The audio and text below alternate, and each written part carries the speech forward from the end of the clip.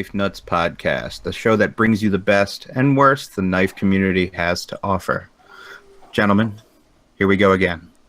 Yeah, it's been a while, guys. So I remember we said bi-weekly. Let's just move that to tri-weekly. Listen. I had a lot of stuff.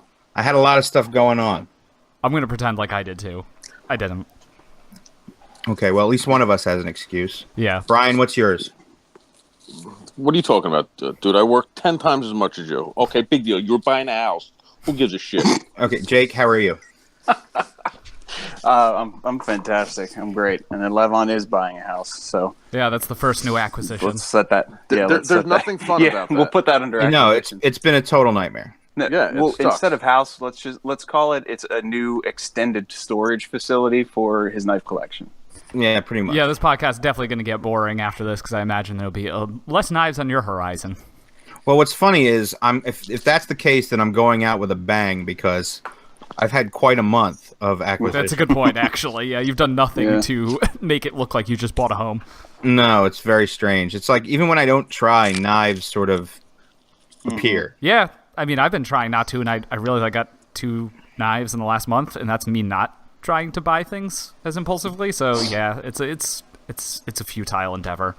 I don't know how this is happening either. It's not like they're gonzos either.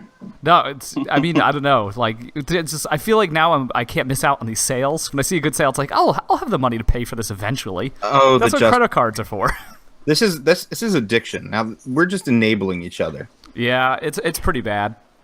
That's how this whole thing started, Levon. That's true. Basically, that's the only reason we hang out, Jake, is enabling is and to be in all honesty, like the only reason that we communicate as frequently as we do is because we enabled each other for 5 years and then it just stuck.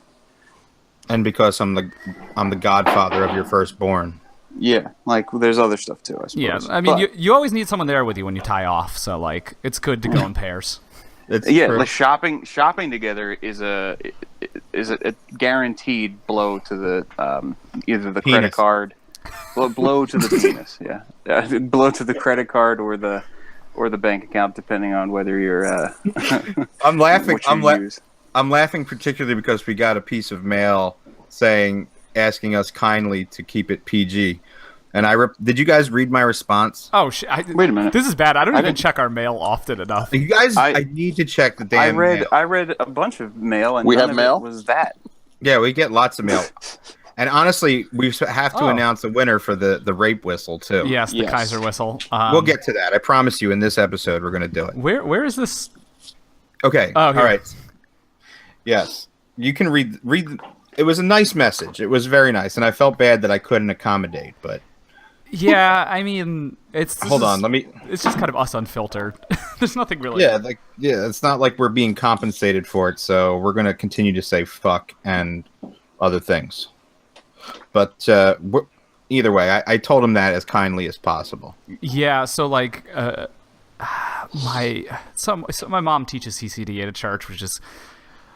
Yeah. Anyway, one of her like students or something is into knives, and when my mom was like, "Oh, my son does a podcast," and she's like, "I'll ask him the name of it." I was like, "Nope, nope. You are not telling anyone about this." Oh God! Wow, that's pretty impressive. Yeah. But back to knives. I did get a bunch of knives. Did you guys get some knives? Yeah, I've. Of course, Brian. I got some stuff. I got some fun stuff to talk about. A lot. I got less knives than I sent back, so that's fun. Well, that's a first for you, I think. Yeah. Do you want me to go down my list, or you want to go? Yeah, I mean, we're already talking about your home purchase. Go for it. All right. So, let's see. My first acquisition. Did I have the Lanny during the last? No, it was a while ago. It was like in mid-September. Right, wow. So I got that Liang Ma Lanny. Nice knife. Really, really nice. I think you got the right one because the green micarta is cool, but I don't dig hand rubs on production knives just because like I agree. Get scratched. And then the brown micarta What'd you get? Is brown. Yeah, the brown micarta is brown and smooth. Remember, it doesn't have that texture. Yeah, I mean you could do that yourself, but like why would you want to do that to your own knife that was like $400? Exactly. But I got the carbon fiber, Lanny, which a particular feature of this one that I like is that it has supposedly the hand ground blade, and the bevels are stone washed, the flats are hand rubbed, and the tip is satin. Yeah, it's like a tritone finish. It's really cool. It is. Wait a minute. You know what I just realized? You were here last night, and I didn't even open it. You've seen it before. You've held it. Not in person. No, your kitchen utility folder, but not that one. Really? No, Yeah. dude. No, you saw it like the second day I had it, but whatever. Did you have it at the knife show? Maybe at the knife show. I've had it before that. There was like 600,000 knives around me, so I've had it for weeks, and you've seen it many times. Anyway, I really like that one. Jake's memory is what we're going to talk about on the next podcast. It's an intervention for his early onset dementia. The brown one, I love the grinds on the brown one, but I can't do the brown on my card. I would probably like dye it black or something if I got it. But the carbon fiber one's really nice. I'm sorry. So how did he do these? He put a specific grind, went with a specific color handle, and what they did was he manufactured a certain amount with Riot. And he brought materials over to China to have for a certain number of each knife. So he did green micarta, carbon fiber, and brown micarta. So some of them have that, and the finishes on the blade are different depending on which material handle you get. Also, like pivot, hardware color, and stuff like that change. So same grind, but same grind, different finish. Yeah. Yes. Different finishes. Got you. That's right. I do really like it. How small is it? It's small, but like it's good. I'll just send it to you. I know I keep saying that I want to send you stuff, but that is one I would actually like want you to send to me. Yeah. I'll happily send it to you. Yeah, that's definitely on my radar. Like, yeah. And now that the intro pricing is over, I'm gonna get screwed a little bit, but maybe I'll find one on the secondary. Yeah, I'll definitely send that over to you. The second knife I got was an Olamic Swish. Oh shit! Yeah, I forgot you got that thing. Mm-hmm. Yeah, and I gotta tell you, I kind of love it. Mm-hmm. Yeah, I mean, it's a really cool knife. Yeah, I just like everything about it, and I got what's called a shadow swish. I did air quotes, by the way.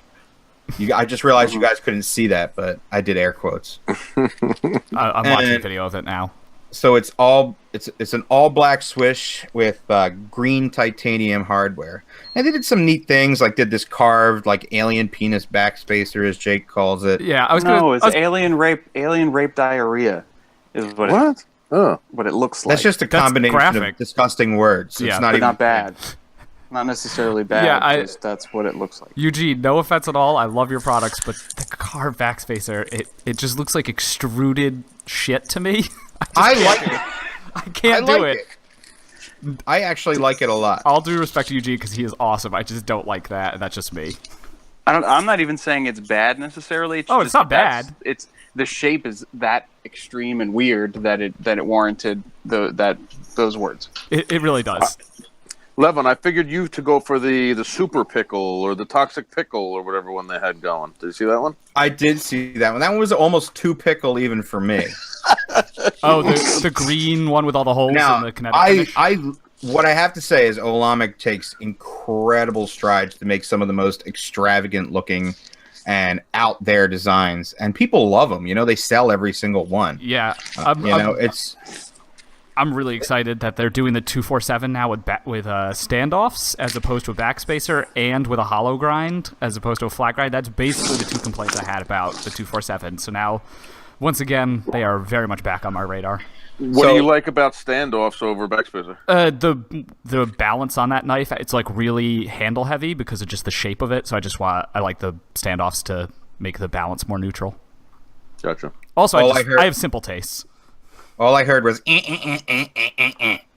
all I just heard. Yeah, it's totally my own little ramblings here, but no, I love that they just continue to. They're definitely pushing the boundaries in terms of customer service too, especially with that new. I don't want to. It was in the news section, but that user customization program. Yeah, the trade-in program. Yeah, we got to get into that. Yeah. I'm still not done talking about this. Go back to the Switch. Sorry, I interrupted. Because it's a very interesting thing because they do this for Halloween. Like, I love the guys at Olamic. Eugene is the man after my own heart. Like, they love Halloween. Yes. So they take that holiday very seriously. I want to talk about that too. That's why they're doing this run of black swishes. So swishes? Yeah, swishes. Swish. Either way, they're all PVD coated, and it's a very nice coating. It feels really good. And I'm not like a big bead collector. You know how like there's like those EDC beads or lanyard beads? Yeah. Oh yeah. You know, people go freaking nuts for them. I'm not really into it. Nope. But I'm pretty sure your ass is filled with them as we speak. It was only a matter of time before an anal bead joke happened, you know? Yeah, that's de rigueur. Hook, line, and sinker. Yeah. But yeah, it came with a bead, right? Because my 247 came with a bead. Well, what's funny is that, and Eugene knows this, so it's like, I love their beads. They're sculpted so well. Like, there's one with the owl that's perched on a skull. Like, there's another Medusa one. There's a skull on a noose. Oh, I have that one, yeah. And this one's a skeletal, like a sort of mummified bat. It's the coolest friggin' bead I've ever seen in my life. I love that their commitment to Halloween, since Halloween is like the most metal of holidays, so it's also my favorite. They're full customs where they actually do the different laser engraving, and this year it has like the witch riding the broom. It's so great. It's awesome. So cool. I love that they do that. It's great to see like kitschy stuff on like high-end knives. Yeah. It's like weird when like Brian does this stuff all the time. Like I remember when Brian, I'm talking about like the flame typhoons and stuff like that. Oh yeah, those were fantastic. I love when when makers can take trite imagery and just make it cool. Yeah. You know? Because it looks like, hey man, look, that thing's got a witch on it. How cool can that be? Yeah. No, it's badass, man. Like I would never want a black and orange knife normally, but just because like it is a Halloween special edition. Mm-hmm. So I saw this and it was, I didn't even design this. I didn't build this knife or anything. It was one of the ones Eugene posted it on Instagram and I was like, I must have it. And I did. I really like it. I'm guessing that one was like 600 or something. I think that's what they cost. Yeah, I do not have that kind of money right now. That's the only thing. I gotta tell you, fantastic knife. Yeah, really great. I love the blade shape. I love the ergos, and it's a great design. But I have 2 more knives that I got. Yeah, well, this is good. It keeps us on topic. Yeah, right. So I also got a new ZT, which is something that I haven't done in a while, and not because I don't like them, because I fucking think ZT is probably the best manufacturer out there. Yeah, I genuinely believe that. And I got the 0850. That's the Rexford Sinkovich collab. Yep. And you know, the design is awesome. I don't know. It's just a ridiculously cool knife. It is. And I knew I was going to like it, but I kind of love it. It's really good. I know really good. I know that everything ZT does is great. I just kind of appreciate it from afar. For some reason, they don't usually stick with me. I agree. Like, not to take anything away from what ZT does. Like I've done, I have an extensive history with ZT. Like I used to almost collect exclusively ZT products. Like I've had 3 777s in my day. Yep. Triple eights, including the unicorn. I had the herringbone Damascus one. They're amazing knives. But this one harkens back to that 777 for me, and for a third of the price. Yeah, because you're getting all of the goodness. Did you get it from the knife outlet sale? Yeah, I did. I'm almost like embarrassed to say that because of how cheap this was on there. Yeah. How long did it take to get to you? Like 5 days. Yeah. Okay. So yeah, that's not bad. No, but I didn't expect it to get here so soon. Yeah, it did. Are they not coming locally? Or is it like it's drop shipped? They're drop shipping. Okay. So you actually don't even know if the thing's in stock or not. It's a bad system, but like you can't argue with the prices. No, it was like $60 off. Yeah, it was crazy. Yeah. So, other than that, I think You got a custom I from did get the a greatest custom. state in the nation. so. Jake and I took a ride out to. Every year we take a ride out to the Lehigh Valley show. It's a show in Pennsylvania that it's not a very big show. Like honestly, our buddies John Gray, and a couple of that crew end up going out there. So we always end up there. Herman and Frank end up there too. Steve. Yeah, so I'm getting to that. So we are had. Are you going to tell the story the way it happened, or are you going to what? How we? You just want me to tell about how we every single time we miss the exit and go 60 miles out of the way? Is that what you want me to say? You could incorporate that. I was referring to talking about how there's never any Steve Carroll knives available, and well, don't give it away. All I was going to say was that we go to this show never expecting to buy a thing. We go there and hang out. That's an interesting. We hang out at John Gray's table. I help him sling stuff. We have a good time. Like it's just nice and casual, and there's not much to look at there. They got some good beef jerky, but that's about it. Brian, you went last year. We had a good time. Yeah, I normally go. I just couldn't make it this year. Yeah, it was you would have had fun, and I was able to walk this year, so that was that was a difference. Yes. Oh, and that puppy was a dog now. I didn't even see the dog. The puppy that was the most famous individual at the show last year because everyone was like, "Oh my god, there's a puppy!" and freaking out and licking it and taking pictures with it. It was now a full grown dog. It was so sad to see.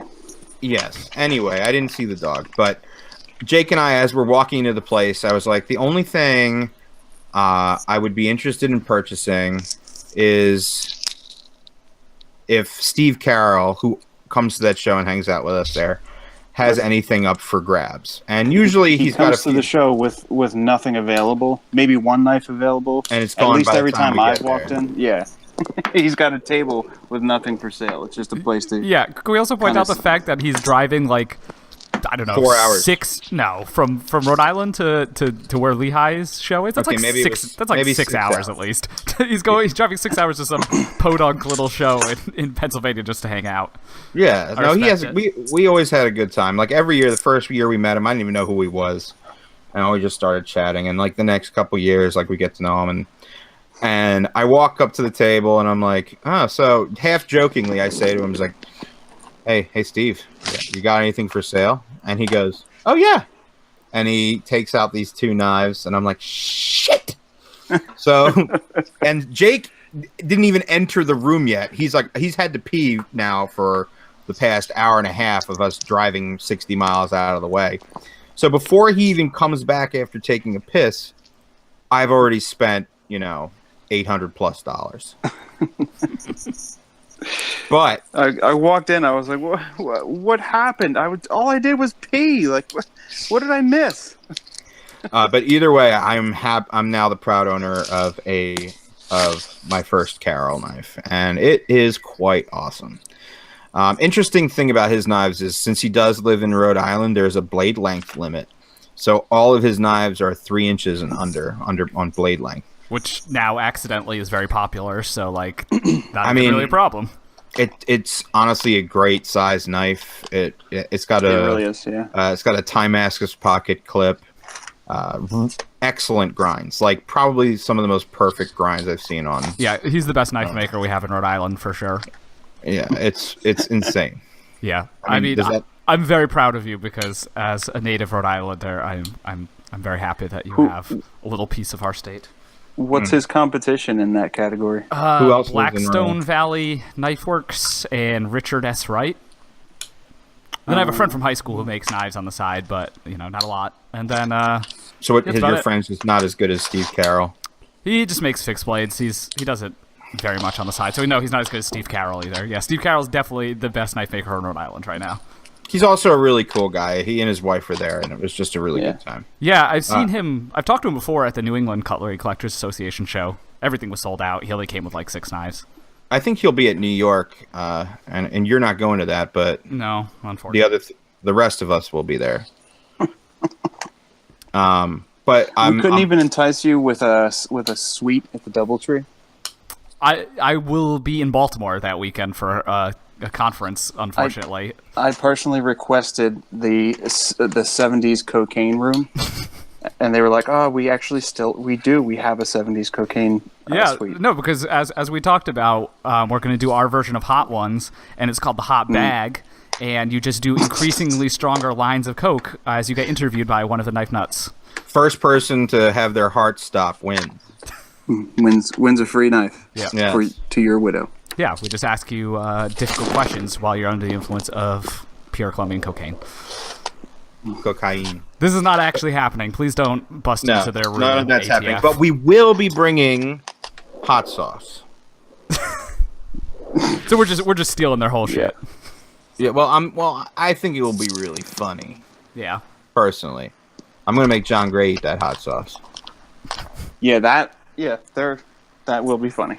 Yeah. The whole premise of Hot Ones does actually apply. We don't need to give them a plug. In the event that, well, no, but Dave's complaining that there's no correlation, but the correlation is if you're going to interview someone and you want honest answers, especially someone who has been known to be a little bit brief with his answers, if you can feed him a bunch of hot sauce, it's relatively somewhat scientifically proven that people get more wordy and open up and tell you stuff that they wouldn't normally tell you. I'm not going to eat the hot sauce. I told you already.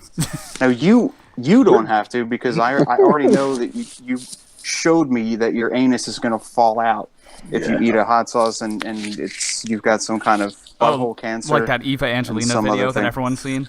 There's something about a prolapsed anus, I'm sure. Yes, that's exactly. I think I just wanted to see if that was a cultural touchstone or not, or if I'm just weird. No, you're definitely weird, dude. Okay. We'll let the viewers decide whether that was an actual reference or not. I feel like someone else has seen this. The way that Brian described what would happen if he ate hot sauce, I was like, I don't even want you to eat it anymore, man. Just stop talking about it. I can't. This is bad. Nah, he's definitely got to try the hot sauce. It's not going to kill him. I'll try. I'll try it, but I'm not gonna. The pepper I can understand. I gave you a pass on the damn pepper, but you got to eat the hot sauce. Yeah, I shipped you peppers. Yeah, you shipped me a pepper. Yeah, I just couldn't eat it. Or shipped you a pepper. I assume that shit got slam dunked into the trash can. No, I not like a bad knife, but we were talking about different creative ways to secretly punish family members who were not behaving. Hey, you could grind it up in an herb grinder and smoke it. Yeah, I definitely. don't have an herb grinder or anything to smoke it out of. I don't know what you're talking about. No. There is a video on YouTube of a guy smoking Carolina Reaper powder. Oil? Oh man. No, it's bad, man. I accidentally did that the other day while cooking. Put fresh chilies into a hot wok and basically fucking gassed myself in my small ass apartment. That was fucking terrible. And those are Fresno chilies, which are, I don't know. That's basically mace at that point. A thousandth of the hotness. So yeah, it was awful. So yes, definitely smoke on that strong. Okay. Smoking it and putting it inside your lungs, that's crazy. Did he just say schmoking? Smoking it. I'm smoking it. Schmohawks. Smoking it and getting that inside your lungs? I mean, shit, they'd probably kill you. Yeah. You could. That is actually dangerous. All I want you to do is eat it. Yeah. That's a really good technique. You drop the bomb and then you soften the blow. Soften it. You under promise, over deliver. Your mother's dead. No, she's not dead. We're getting. She's just in a coma. No, at the end of the interview, you have to, instead of, after the last line of cocaine, what you actually have to do is just smoke PCP laced with Reaper. Carolina Reaper. Dried Reaper. Wow. Instead of having to keep pedaling back and saying, no, we're not really going to bring PCP, why not just use some slang or something? Like that's a good point. It's very literal. The way you're saying it, it sounds like you're really going to bring. It's because I'm a narc. You're not even going to be there, and it sounds like you're going to bring. Let's just say bringing. Yeah, there's a reason I'm not going to be there. So you're going to be somewhere. Yes. So for the public to know, Dave will be somewhere else, but with all these drugs. He'll have them on his person. Well, then I'll be with Dave. I'm not going. Yeah. Yeah. Brian, you want to join me at the Society for the Neurobiology of Language conference in Baltimore? Dear God. Yeah, as long as you got all that PCP and cocaine, he wants to be there. Yeah. So it's not exactly like I'm going to be having a great weekend, guys. I wish I could be there. You to ditch that shit. Yeah, career stuff, things that pay for knives. I can't imagine. Yeah, I can't imagine how different these conversations would go if you were like 10 years in the future, where your career allows you a different purchasing style. Yeah, if to put it lightly, shitload of money. If that Satovsky guy is any indication of what professors are able to buy, I'll have every single production knife ever made at that point. What? Oh, come on! Thing to aspire to. Yes. Would you rather the bad have ones? 3,000 production knives or 100 amazing customs? Depends on the customer service on the custom side. That dude has everything. He has every production knife ever made, I swear to God. But you know what? We're not going to talk about that because we need to move on to what you got. Oh, okay. Let's hustle through this shit. I guess the first one I got on a whim. I bought this Factor Equipment Verb. There's some company that came out of nowhere in Arkansas. Factor Equipment. They they're not from Arkansas, and you know it. No. The company's based out of Arkansas. Their shit's all made in China. Yeah. The knives appear to be made by Best Tech, which is some OEM that just appeared out of nowhere, as these companies do. It was $110. Like, I was like, all right, I'll try it out. I got it, and like the stop pin had some weird fitment issues, so it had a lot of flex vertically. So I was like, no. But otherwise, it was really nice. The stop pin? The stop pin was like shouldered into the handle, but it like just didn't fit very tightly, so you could flex the lock because of it. It wasn't great.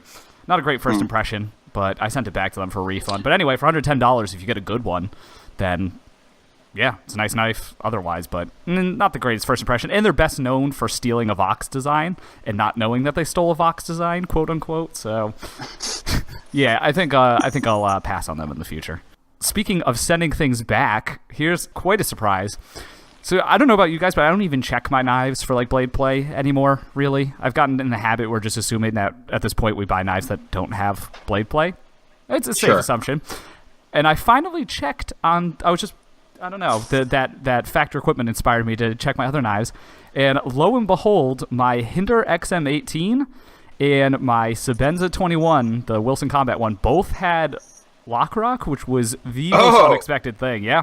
So where's your Revis Christ now? Very good use of that. No, I mean, I'm not going to pretend like I'm not disappointed. I'm not really the Wild fanboy. Like, yes, I was very disappointed. I never expected this to happen.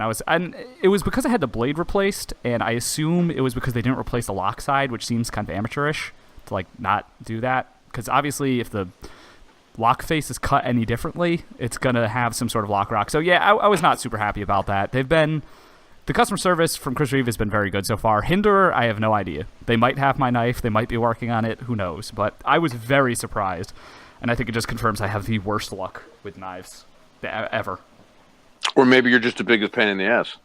I mean, I feel like lock rock is something you can send things back for. That's one thing I feel pretty comfortable. I agree with that, but I have a feeling that you have a problem with every knife.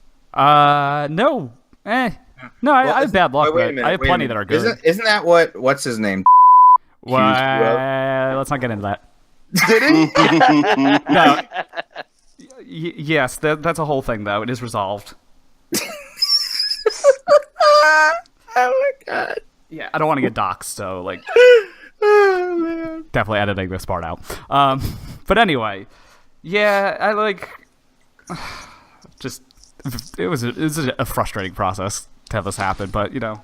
So how did you talked about how you might be getting your Hinderer fixed. What about the Sebenza? Oh yeah, they've been great. They called me when they got it, and they're like, "Oh yeah, we're working on it." Blah blah blah. So I assume it'll get back quicker than it did for, the blade replacement, which took like 2 months. So is it the same one that you had? The same knife that you just paid full retail on a new knife to have the blade replaced. Half full retail. Yeah. And it's the same knife. Yeah, it's the same knife. It's gonna be full retail. Yeah. I'm starting to think, Dave, that you really just suck at buying knives. I don't know what it is. Yeah, at this point, I think I'm just going to buy everything like secondhand so that I know in advance that if it's going to have like some sort of issue. No, I've had pretty good luck with some other stuff, but yeah, that was an unfortunate experience. Wow, I'm not super happy about that. I would definitely be miffed. Yeah, like I mean, how many hinders have you heard of having like lock rock? That was quite that surprising to me. I don't know. I'm sure that happens. I mean, the hinders. I mean, as much as people love them, they don't really seem like the most precision-oriented tools I've ever seen in my life. Yeah, certainly not after the detent stuff. I mean, they fixed that now, but it took them like a bajillion years. They're all right. I got no. Precision is not their thing. No. Yeah, so maybe it is more common. Also, there's no like hinder forum anymore because they had a big spat on Blade forums with that, so you don't really hear much about them anymore. I don't know where their fans hang out. Instagram, maybe. USN. Do they have something on USN? I don't know. Anyway, continuing. In terms of other things from Rhode Island, like Levon, I also got a product made in Rhode Island, which I'm very excited about. It's I got 2 strops from this guy named Preston. His Instagram handle is ZStrops. That's the best way to get in touch with them. They're really, really nice. So they're on walnut base, and then they're calf skin, and they are all laser engraved, which is really cool. So it has my internet handle, Misanthropia, laser engraved on it. It's really nice. Like for a strop, it is like very well done. I mean, it was expensive, but it's also the compound is applied super evenly. And I didn't realize how shitty my other strops were because I can actually tell a difference when I strop my knives with this. So pretty exciting. So I got a 1 micron and a half micron one, and I'm super happy with them. They were like $50 each, though. Yeah, they're awesome. I just like getting something from Rhode Island is always a point of pride for me, especially when it's knives, since there aren't exactly a lot of knife collectors in the state. So that was cool. That is interesting. Yeah, I was excited to see the laser engraving technology is one of those things that's become available to us more readily. Yeah, because it's the price went down, and it's kind of in the same category. It's halfway between, like, my wife has a Cricut vinyl cutter, which is like a CNC machine that I've used for knife stuff, and then my brother has a 3D printer, and it seems like those laser engravers are both price wise and function kind of like right in the middle of those two, but fairly pedestrian, pretty usable items, which is really cool. Yeah, it definitely adds a nice touch to the strop. So I'm very happy with it. It's definitely more expensive than strops from other people are, but it was worth it. And getting to take ownership of them in the parking lot of a pizza place definitely adds to the experience. That's pretty cool. Yeah, and then the last thing is I got the Spyderco Sliver Axe, the new Paul Alexander compression lock flipper, the first compression lock flipper. It's not Sliver Axe, it's I hate the name because I always think it's Silver Axe. I think it's Sliver Axe. Hell, I might be wrong. Someone correct me if I am, but it's a compression lock flipper. It's got a weird, like, alien penis handle. It's a recurring theme tonight. Yeah, seriously. It's the weirdest ergonomics. It's not, like, uncomfortable. It just, as I said, feels like giving an alien a hand job. It just feels weird. I guess you would know, huh? I mean, you don't know what I do. Yeah, it's a cool knife. It took time to grow on me, and sometimes I just kind of want a knife to impress me when I first get it and not to have it grow on me. Like, I don't want the David Lynch's Eraserhead of knives. Like, I just want it to be like, yes, this feels good from the start. But I've come to appreciate this knife more. Speaking of David Lynch, did either of you guys watch season 3 of Twin Peaks? No, I actually hate David Lynch, so... Well, then I hate you. Oh, no. My friends are real wrapped up in David Lynch right now, and I can't hear anything more about fucking Twin Peaks. Anyway, so the Sliver Axe. Yeah, it's cool. For $150, is $150 a good deal for this knife? It felt I don't even know what it looks like. Hold on a second. I'm looking it up. It feels like a good deal, but I think it's only because Spyderco's prices have become so inflated on certain models. G10? It is the lovable G10 CF laminate. Oh, no. Exactly. And it's S30V, so it's not exactly a powerhouse there either. It might as well be a Gonzo. Yeah, but for some reason, like, $150 seems reasonable, only because, like, Spyderco has like $200 Yeah, I agree. Knives I agree with you. It is getting insane. Yeah, it's definitely getting out of hand, their prices. I mean, the Shaman is... I actually like the shape of this knife a lot. Yeah, it's weird. In typical Spyderco fashion, the detent kind of sucks. Like, for flipping, it works very well as a thumb opener, but, like, It's basically just a light switch. It's very much optimized for light switch flipping. But yeah, I do like it. It's ground very thinly behind the edge, which is nice. I forgot how thin Spyderco grinds their production knives. It's a real treat in that sense. But yeah, I've been carrying it a few days, and I do like it. I like the shape. I'm curious, so I'll have to weird. Look into it. I like the wire clip too. Those are really cool. I love the wire clip. The weirdest thing is the stop pin arrangement, because there has to be 2 stop pins for the compression lock, and I'll take a picture of it, but it is just strange. Or just watch the Nick Shabazz disassembly video. I don't know what it is, but I just can't watch Nick Shabazz. Just watch it on mute and you'll be good. You just need to see the really bizarre pivot. Jake, you'll probably appreciate how strange the internals of this knife are.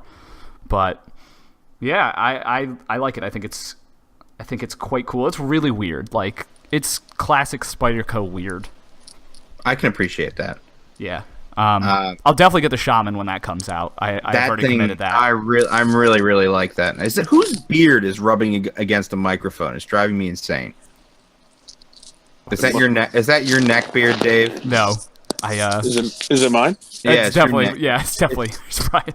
It's Brian's neck beard. Oh, because I'm laying down in the garage. You're laying down in the garage. I'm on like this chair that's kind of laying down. Sorry. What have you been up to? He's You know what I've been up to. He's just along for the ride. Oh my god, that's very funny. But yeah, I like the look of that knife. I like knives that the cutting edge comes below your knuckle line. So when you're holding the knife, I like the blade to come below that. It looks like that shape. No, it's really the exact makes that opposite. useful. This is a terrible knife for cutting on a cutting board, unless like Really? Yeah, because your knuckles are way below the edge. It's more like a pistol grip kind of thing. It's actually it feels kind of strange for some tasks, like trying to cut something towards you, which I guess is probably not the best practice anyway, but trying to cut something towards you with like the heel of the blade, I see, like what if you're doing saying. a draw cut, feels really weird. It's definitely strange. It's like the opposite of the Spidey Chef and the Thuck and knives like that. Although I would imagine, like, if your hand is at a 45-degree angle, you have all of that blade pulling towards you. Yeah, true. So I would imagine that it does do that. It's weird. It would be good for draw cutting. Yeah, that's true. I mean, you got to handle it. It's just a strange knife. Yeah, I've got to see that. When I send you some stuff, you can send me that to play with. Okay. Yeah, that's a fair if trade. you still have it by then. No, I think I'll hang on to it. It's cool. It's definitely, I feel like it's earned a place. I mean, I've sold probably 15 knives in the last week, so like I'm trying to pare the collection down a bit, but this one feels like it could stay. But I got to tell you, I agree with you on that Shaman. I think that thing's going to be awesome. Yeah, just when the hell is it coming out? It's already October. It's going to come out in 2019. We all know this. Well, this one kind of dropped out of nowhere, so you know that's how they roll. Hopefully, yeah, they're trying to do the Beyonce album thing. But the One-Eye Jack is the other knife that came out at the same time as it. It's the one with the like playing card inlays. Hideous. Oh god, it is a ridiculous knife. How do you release a knife that looks old? For? Retired drug dealer? Like what? Who is that for? I will beep this out, but I was gonna say for. Oh, that makes sense. Yeah. Oh yes! Wow. Yeah, we're gonna go ahead and edit that one out.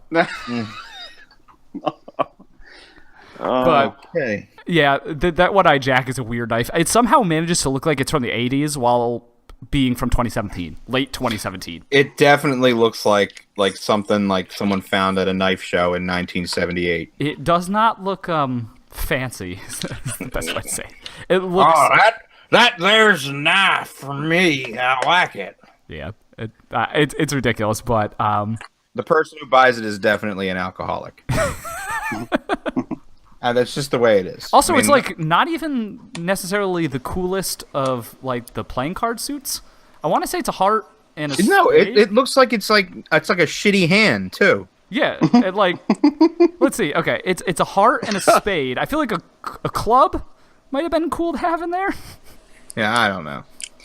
But we're gonna analyze another manufacturer's 2018 catalog. Am I right? Yes. Do we want to get into that? I will send the link so that everyone. Yes. Also, apparently the shaman is available at cutlery shop, so I am buying one as we speak. Oh. For real? Maybe. It's going to be a pre-order for 2019. If it's a pre-order, I will show up at their store and kill myself in it. You're going to commit harikari in what store? Cutlery shop. You heard it first. Anyway, I set the link in the Hangouts chat. Don't forget you have to record it so that it can be aired on the podcast. Yep. That'll be the second YouTube video. Yeah, we got to do some more of those. Maybe I'll post one this week. You have to. We have to do some more knife related stuff. Yeah. I'm gonna hold out for the. I love the shaman too, like we talked about a few episodes back. But I'm gonna hold out for the Maximate Para 3. That's fair. Which I had on pre-order, but Levon convinced me to cancel the pre-order for some reason. I don't remember why. Because exactly. it doesn't. You want it because you got charged for that money now for a knife that you're definitely going to be able to get since it's just a production model. Yeah. And also, you maybe waiting a little. Actually, it's probably good because there's been various stuff about the chipping and whatnot on the Maximat and whether or not that is a systemic problem. So, and I like Sal's response. He just basically put his hands up and he was like, I don't know, your guess is as good as ours. No one's used this stuff for knives before. Yeah, it's true. Maybe it's not a good knife steal, but so wait, is this shaman only $149? Yep. It's like an it says SNG, it's in but stock at Blade HQ. It's in stock? Yeah. Oh, I'm just gonna buy it from Blade HQ. Oh no, it says out of stock now. Oh, womp womp. Pre-order ships for free. Womp womp womp. Whatever. Anyway, send that link so we can. Did. Check the Hangouts chat. All right. So what we're gonna do now is go through CRKT's 2018 catalog. You can follow along with us. We'll put the link on Knife Nuts, and probably in the description of the podcast, but on knifenuts.net. So you can go through and you can follow along with us at this point and listen to our critique. Should be fun. Yes. Should we start out with the CRKT HVAC? Hold on, I'm not there yet. Did you send this thing? Yeah, there's no link. It's not called no link. There's no link in this thing, dude. Did I not do this? No, you didn't send the link. Yeah, you did. I'm on it. You sent it. Yeah. We didn't get one. Yeah, no, I didn't get it. I didn't get it either. It popped up different than it normally does. I sent it on the side. I think it's just in the call and not in the chat. I'll send it in the chat. How do I look at a link in the? Oh, maybe on the side here. Yeah, it's on the side. Oh, I see. I see it now. Redirect notice. No, I don't see it. So when you're on the, oh my god. So on the call page, there's a little in the bottom left-hand corner. There's a little message bubble. Right. You click on that, and then you click Show Messages, and then there's the link. So you have to click 5 times before you see the link that he showed. No, I didn't have to. Okay, there. we all got it. You did, but you just don't remember, Brian. I'm on it right now. I'm watching All right. it. No, I just had it came up with the little window. I clicked on it, and then there was the 4 clicks later. Yeah. Anyway. This is riveting podcast material. Yeah, I know. Anyway, so which one are we starting? What are the HVAC? Top of the page. Havas. It's the CRKT HVAC. It's Havas. Heating, ventilation, and air conditioning. Yes, the Havas naturally. Oh, and I recognize that little tab. Yes. Yeah. No. Okay. So yeah, we should say that they went field strip crazy this year. They're all in on that field strip, which I mean, is kind of cool in theory if it works. If you have the tolerance. I was going to say, how do they hold up in the long run? Is really what's going to be curious. Yeah, I feel like that's no going one to cares get real. because these knives are like $14. Yeah, that's basically it. I think that's the idea is that they're basically disposable. So when it gets super loose and some bad joke that someone was probably going to make there, yeah, you just throw it out basically. So this is a Jesper Voxnays. Oh, Jesper! Design. You know you listen to metal because you pronounce Jesper correctly. Yeah, because there's about 8 different Jespers in melodic death metal bands. Yes, so it's also supposed to be. It's designed to be an all-purpose outdoor folder. The Havas or HVAS comes equipped with a 3.3-inch blade made from 14116 stainless steel. What kind of junk is that? It's like super shitty German steel. It's good for heating, ventilation, and air conditioning. No, it's air slicing. Air slicing. What the? Is that really what that stands for? Because I feel like we don't actually have any information. No, it doesn't tell you. Let's go to the the CRKT Which website. takes its signature styling from his Batum series. An upgrade. They actually call the field strip technology an upgrade over his design. Apparently the website tells us it's pronounced just Voss. Which sounds very Scandinavian. We'll give it to it, yeah. So is that a grivery handle or grivery it's definitely some sort of shittery. Class filled nylon. I don't like the way they have the clip. I just fucking hate when they do that. I mean, these are supposed to be knives for as everyone say it with me. Everyone say it. Yeah. Filthy casuals. Filthy casuals. Yeah. No, I think this is a really attractive knife. I mean, it's basically just a riff. The design is nice. It's a riff on the Todd Rexford Epicenter. Like, it's the same handle as the Epicenter. And very similar blade shape. It just looks like knife to me. That handle is just it's very knifey, but yeah, it looks a lot. The design is very inoffensive. It does not bother me. That is a good way to describe it. It's a very inoffensive design. Classic bad blade to handle ratio, though. Yeah, I mean that's what you're gonna get. Although I'm sure. He likes that on his knives. The longer handle. I'm sure it works. I will just put it at that. I kind of almost want to get this for like a friend or something, just to see how it is. I mean, I hate the like. It looks like asphalt. The texture. I don't like the grivery handle or glass-filled nylon, whatever. But I kind of like how it looks. Devil's It's Advocate, not a bad. The grivery on cold steel. What did I have? Colossus. Yeah, was for that knife. It actually was kind of awesome. It did make sense and it did work well. Fine. And it's hard stuff. Like it doesn't bend and flex like you would think of plastic on a. Also, could we just say that there's zero chance that the satin finish actually looks this good, like these crisp of grind lines? Yeah, it's gonna look like trash. Yes, but I actually kind of like this one. Besides the pot metal blade, what is it? 1.4116. That's like the steel that they use on like European kitchen knives, like German chef's knives, when they don't tell you what the steel is. Exactly. In a world where fucking Leatherman is putting S30V on their multi-tools, leave it to CRKT to give you like fucking junk steel. Yeah, I feel like this is actually getting worse. Yeah, they're the only company out of it. We got to backpedal for 3 seconds. Levon, you got another new toy thing. You're a Leatherman. I got a Leatherman Wave. Big whoop. Yeah, I got to get one eventually too. Well, does it have the S30V or not? Because if it does, then it applies to the knife. No, I think that's 420HC, that one. No, it's 420HC, which is still not bad. It's better. It's probably better. Right around. No, it's better. Yeah, it depends on what it's.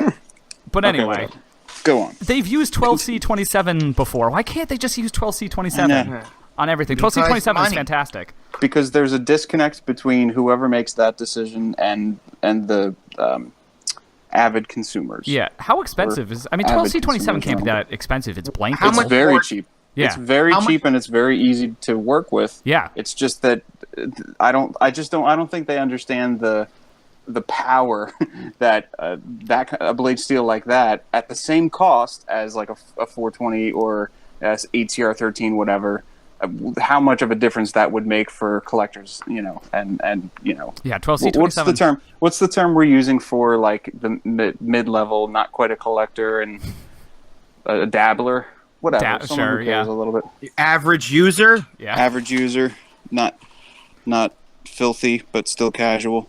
Yeah. Anyway, go on. But yeah, no, it would be so nice to use it. It's gonna take us 4 hours to get through this fucking catalog if we don't move on. This is basically the episode. So we're gonna move on to the CRKT Raikiri. The CK signed by the CRKT sigil. You mean? Oh my god. Yo, what's with this? This catalog is not very creative. These are not exactly very original designs. So, well, it's Duhara, who actually is a pretty talented designer. I have to put that out there. I think we actually met him. He was at the...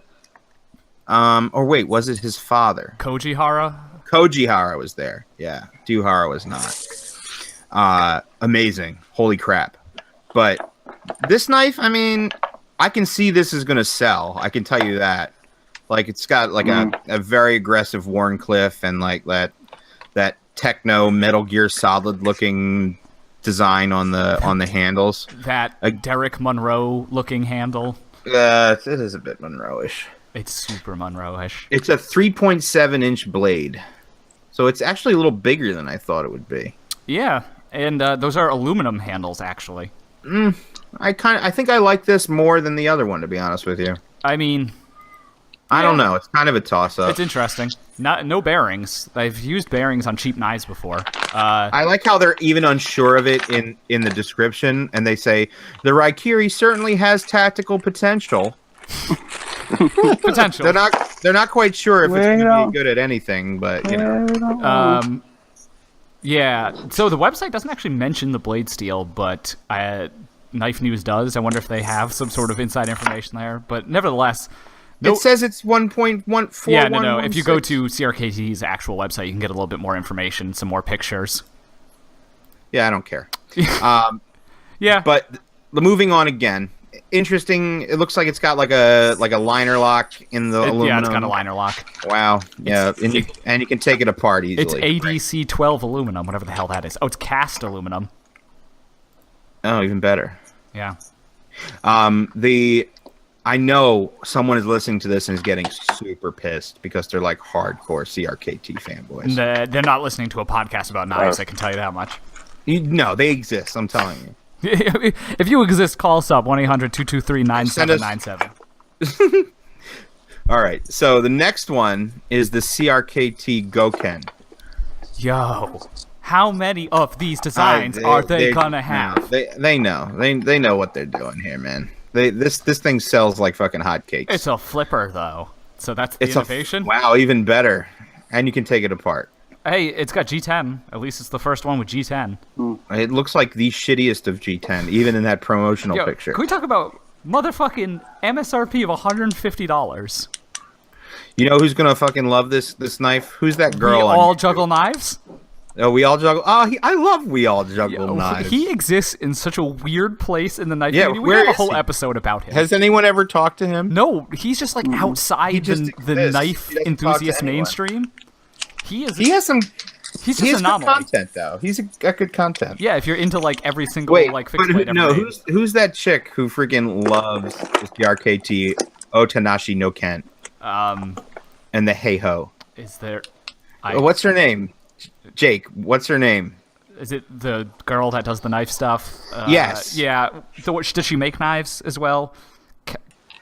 No, I'm serious. So not Kayla Cummings. Kayla Cummings. She does make knives. She really does make Respect knives. her agency. Kayla Cummings. Anyway.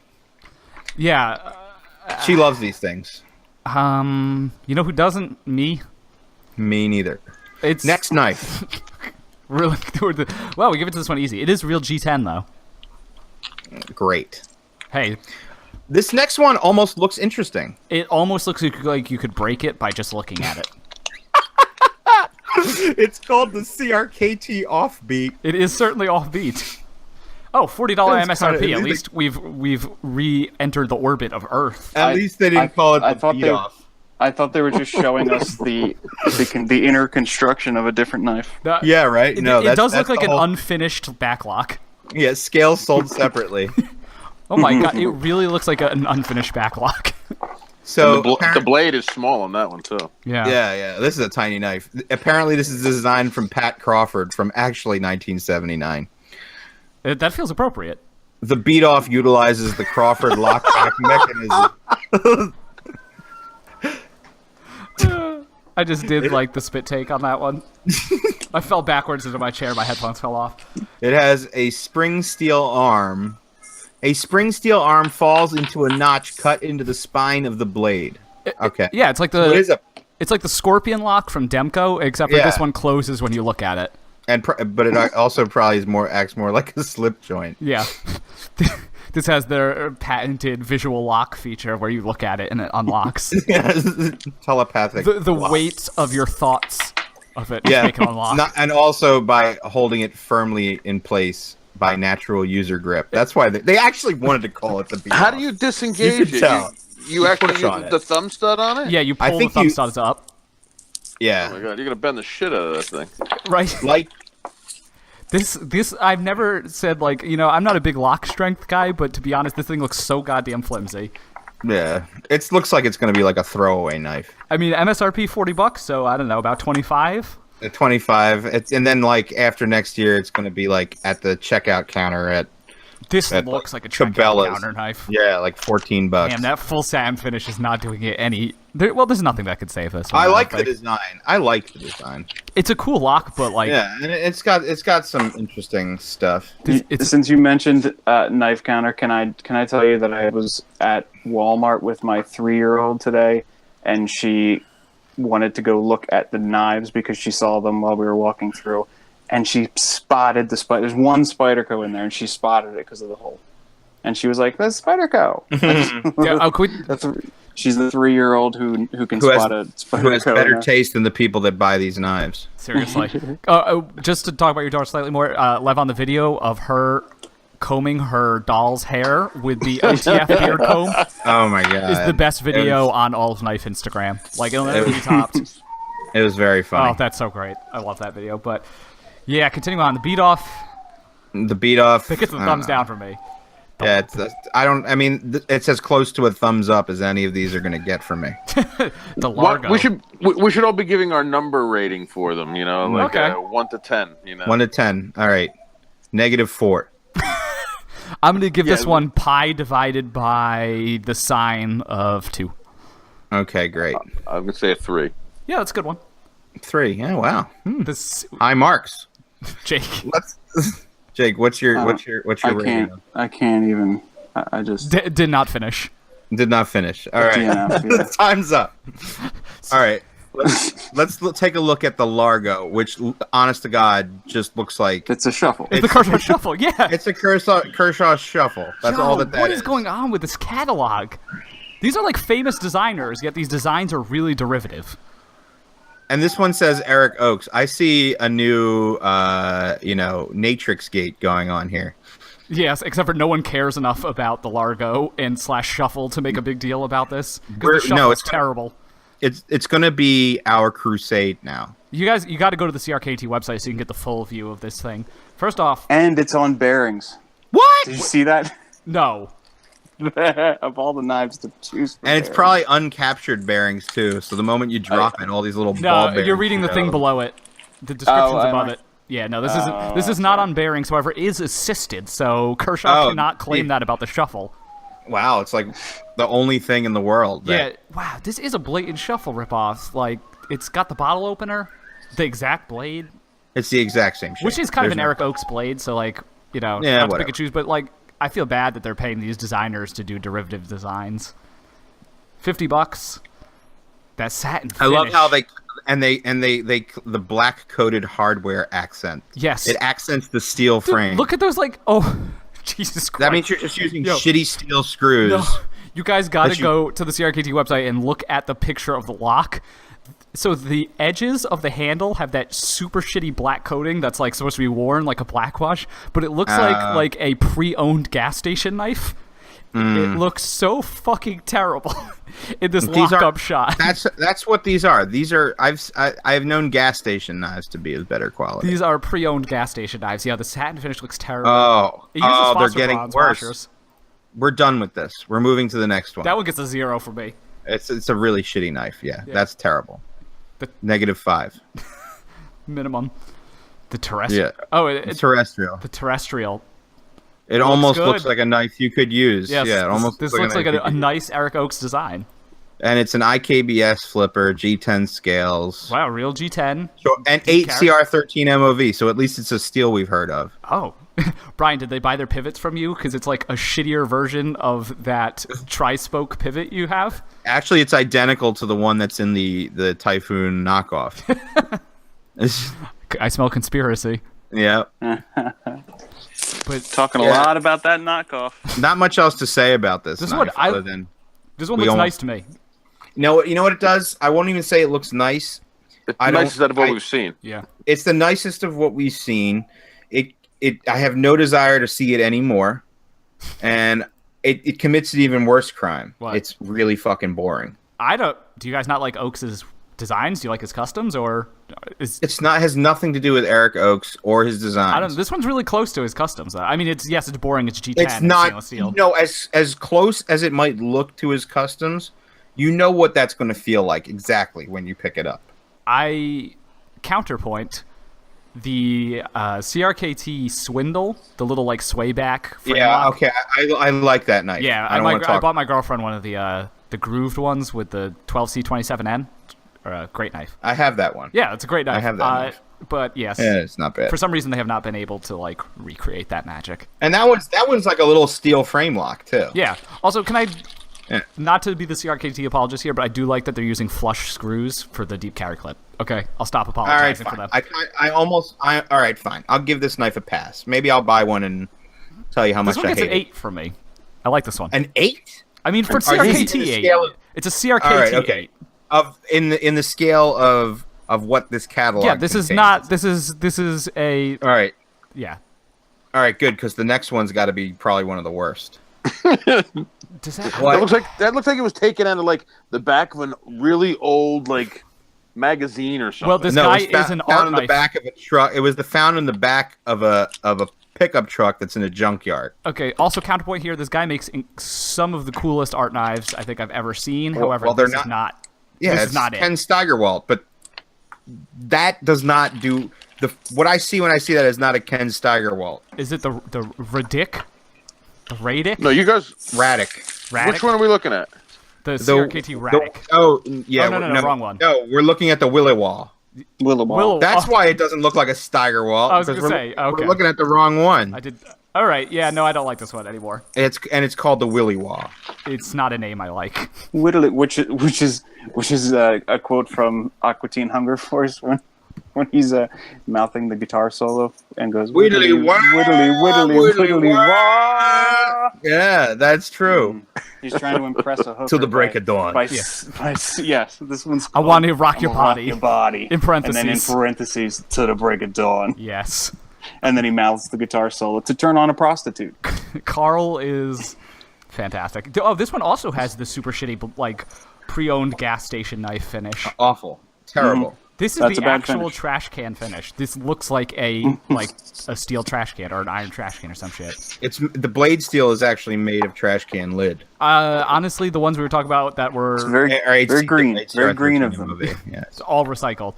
Yeah, this one gets the no from me, dog. Yeah, it's bad. It's got to be a no dog. Yeah, it's definitely got to be a no no dog. It's terrible. All right, so the Radic, the Ken Steigerwalt one. He makes incredibly cool looking knives. This is I actually kind of like this knife. Yes, but hold on. It's assisted. No!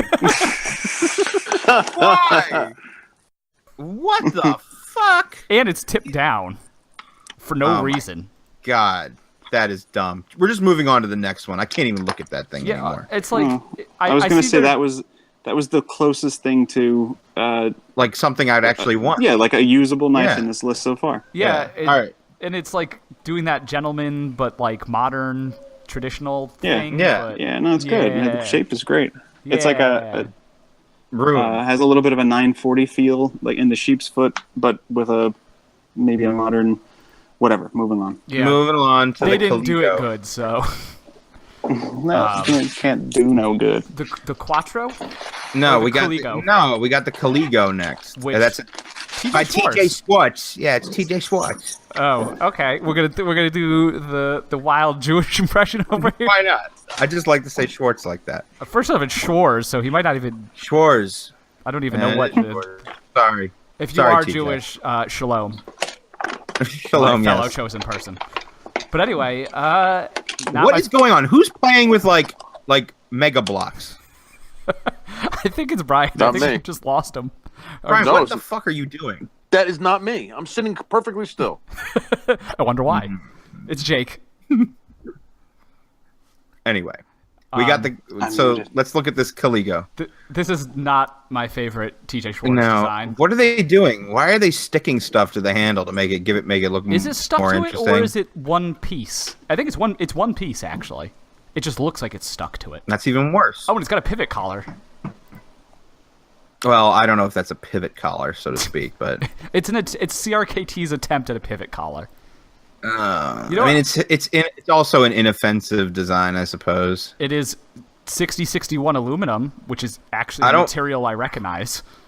Oh, right. Like I like how they have. That's usually like the standard aluminum that people use. Yeah. The fact that they have to point that out is kind of shitty. Yeah. Well, yeah. At least it's not ADC12 aluminum or whatever the hell the previous one was that no one's heard of. Mm. Not my favorite TJ Schwartz design. I like the overall silhouette, I suppose. I mean, but good for him. He's getting that CRKT money. It's cool. You get a lot of money from these knives, so. Because I mean, that's one thing we gotta say. People, as much as shit that we're giving them, they sell the shit out of these knives. Yeah, it's good for the makers. They're gonna get plenty of money off of these, which is good for them. Yeah, very that's proud the only reason we're able to be so harsh. Yeah. If it sells well. Maybe honest is a better word. Liang did say that, like, they cut some of his stuff because it did not sell well at first. But we'll see. Hopefully they're nicer to some of these newer people. TJ Schwartz has never made a knife. That's pretty interesting. He is just a designer. Everyone else, I think, so far has been a maker. That's true. It's kind of cool. My computer may die any second now. No. I just see it pinwheeling right now. So but in the minute, for the moment, let's talk about the CRKT Quattro and Maven. Oh, these are good. Richard Rogers. I mean, I know you like these designs. Yeah. Don't you? Yep. I do. Yeah, they're good. Good designs. Nice. Yeah. I like the Maven better, which is based on his 4F, I think. Is that what this is? The custom. Man, this just makes me want a higher end production version of this, or a real one. I mean, a real one's out of the question at this point. This one quite good. This one gets the real fake tri-spoke pivot. It's like the real fake one. Yeah, so it's like the tri-spoke pivot that Steve Kelly makes for everybody, except for it's missing some of the holes. That's what she said. I really like this one. Yeah, I like the G10. Okay, so somehow these are like reasonable MSRPs. 70. They have IKBS. That means they're going to be like $50. Yes, IKBS Contour G10. All right. HCR14. These are actually pretty good. Yeah, these are good. Let's keep these. Oh, shit. Wow, look at that. We found one we liked. Yes. I definitely am interested in the Maven. I mean, like, just to see what it is and then give it to someone else. If this call drops, you'll know why.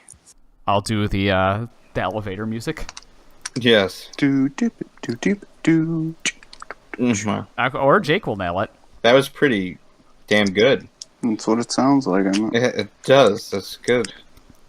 It does. It's good. It's cool. All right. Oh my God, we have the Ruger line too to go through. We do have the Ruger line to go through too. Some of those are not necessarily like what's the word I'm looking for? Luxurious, but pretty utilitarian. Thank you. Utilitarian. Thanks. Ooh, thanks. Wait. We got some new knives coming up down here. I'm looking at the Forged by War line, and we got the Rasp. Yeah, which is... It's weird. It's weird. It's awesome. It's very weird. It's got the best blade steel here. It's awesome. That's weird. That's talk about weird. The best blade steel that we've seen so far is AUS 8. Maybe the makers have something to do with that. Nah, it's just they want. No way. They just want to get paid, and that's what CRKT does. No way. CRKT knows its place. This thing looks like it's got to be assisted. Is it assisted? You know what? I don't. Does it link to the CRKT website? Let's find out. You know what makes me think it's probably just sitting there on like some freaking plastic washers.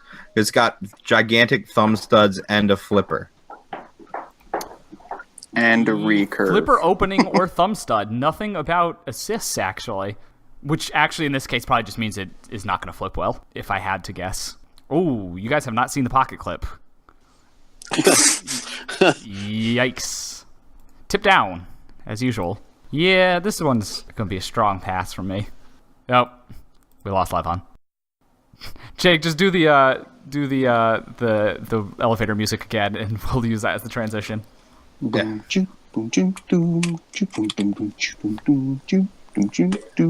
So good. All right. Levon's back. So Hi. let's get into it with the 2018 Ruger lineup, which is also by CRKT. It kind of looks like a quartermaster, only shittier. What, the first one? The RTD? Yeah. Oh no. What I'm looking at, I should forget that. We're gonna go in order here. We're gonna do this right. Yes. All right, RTD. It's Matthew Lurch. It looks really familiar. Yeah. It looks like there's a Kershaw that looks exactly like this, like a cheap Kershaw, but that's a good design, I think. I don't know. It doesn't do anything for me. It looks like that wavy pattern on the handle. Like, I don't know. Oh yeah, ignoring everything that's happening on the handle. Ugh. It's got the same the shit problem. steel too. It does have the same shit steel. That's correct. And none of But these, it's got a Ruger logo. It's not on bearings either. None of these are on bearings that are on the easy disassembly thing, and that worries me for their flippers.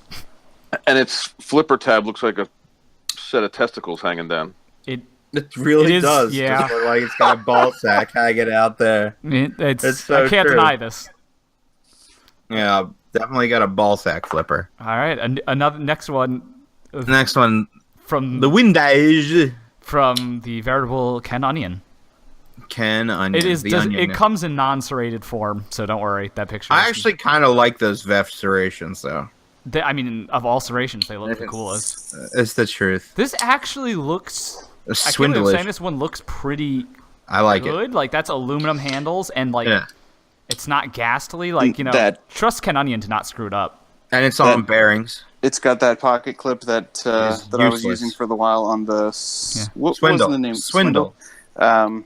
Which had, I mean, We talked about how the Swindle was good already. You missed that.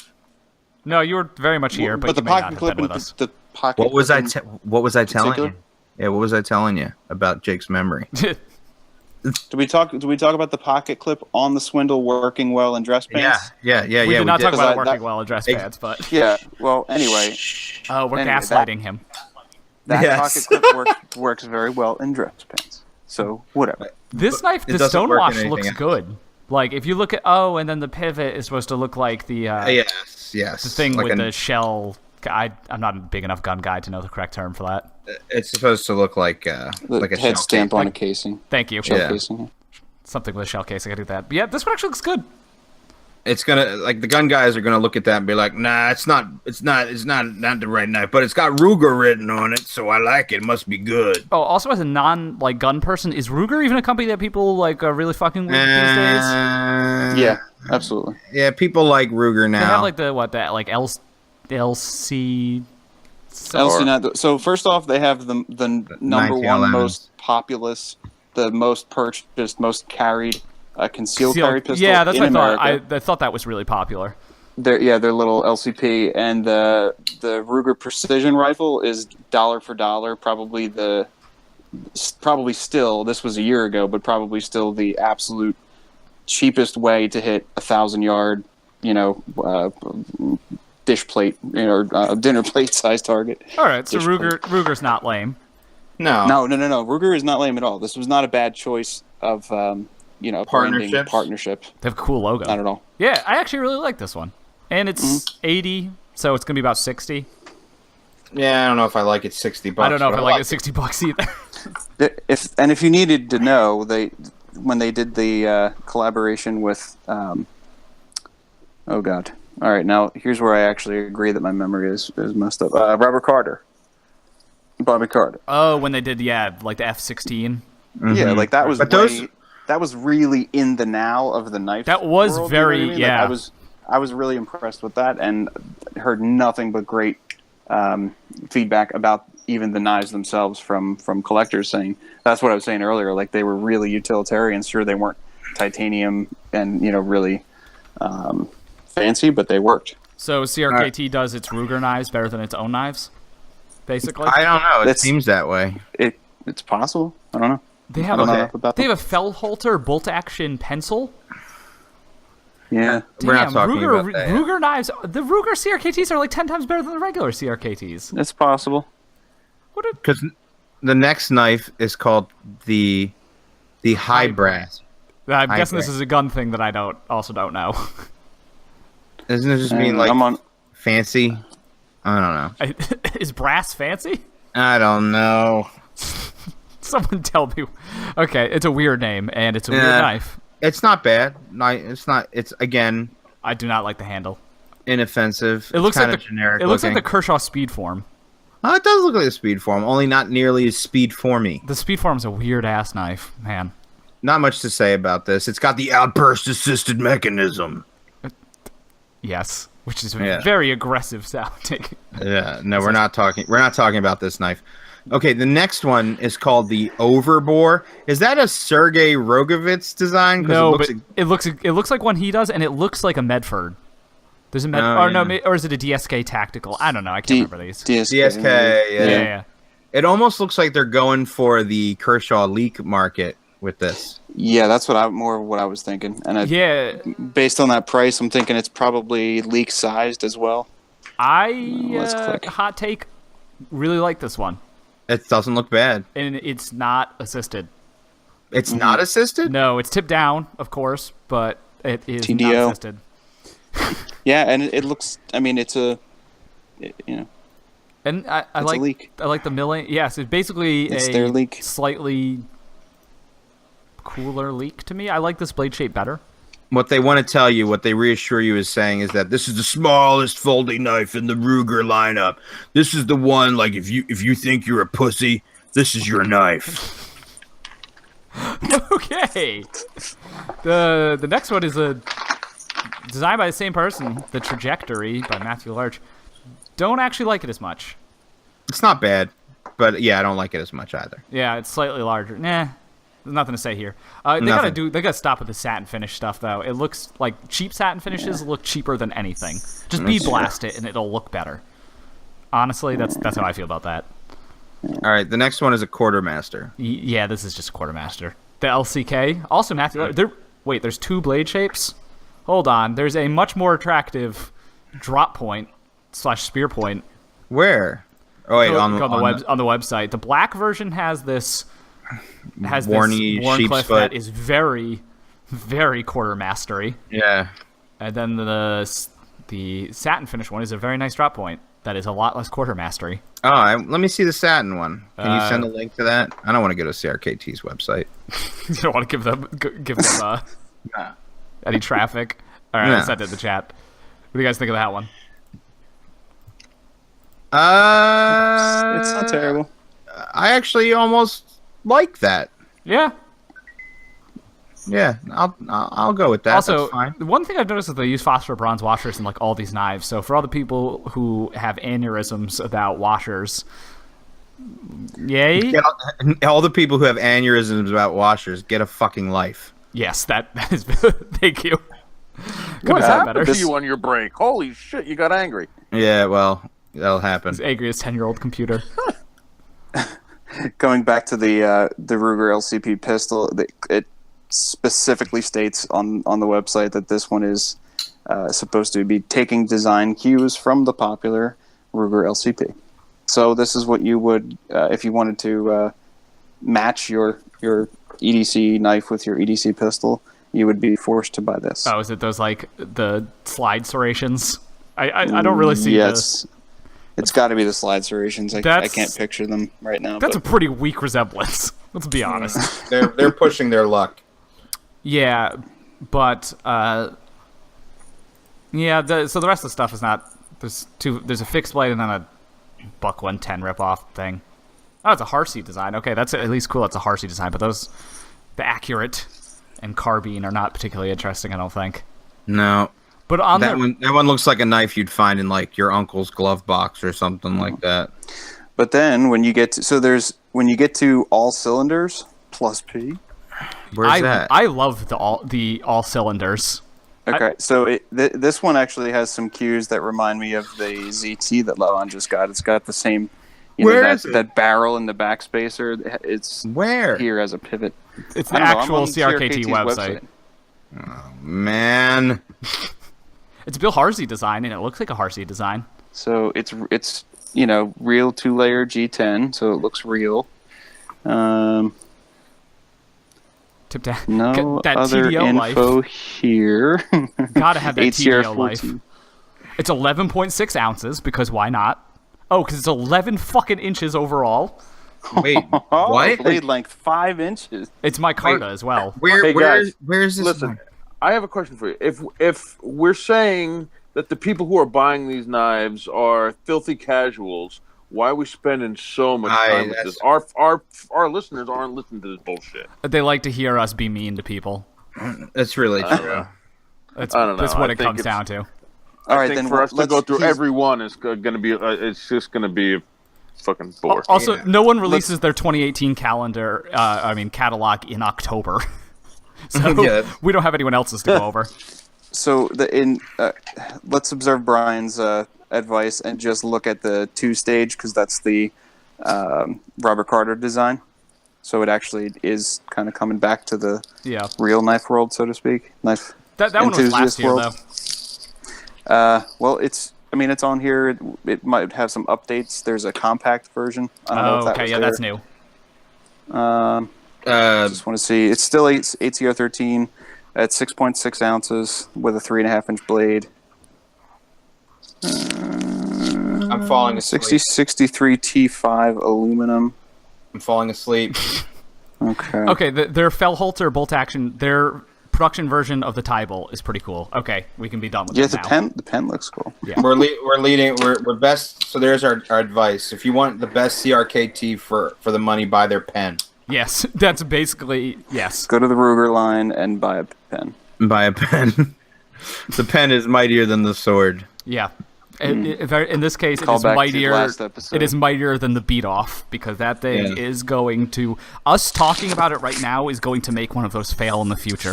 Something's gonna happen. That is how weak that lock is. All right, so let's digress and let's give away a rape whistle. Yay! All right. The Kaiser Siren. Yeah, we had 2 entrants. All right, we're Nobody gonna wanted read. it. So here's what we're gonna do. We're gonna read both of them out loud, and whichever one makes us giggle the most, we're gonna give the rape whistle to them. Does that sound fair? Yes. There's literally only 2 entrants. Yeah. Well, we that's 2 more than I thought we were gonna get. Unfortunately, I can't find these emails anymore. I have them up. The first Who one, does all the maintenance on these fucking? The do first you one- just go in here and delete stuff? it's not deleted. It's very much in the inbox. I will read it. The first one comes All right, from Joe. The reason I need a Kaiser rape whistle is because my buddy has a Stedman fidget spinner, and I need something slightly less fucking annoying piece of trendy Chinese garbage to respond to him with. It's good. It's strong. It came out. Oh, are you ready man. for- It's good. It's like the call of the fedora wearing people. And okay, here's our only other entrant from our friend Luke, which I feel like kind of makes us lose our objectivity. And his is, because I just moved to end of story.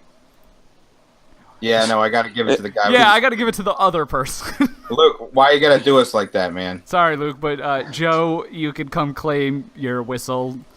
You were the only other person who entered it besides our friend Luke Albert.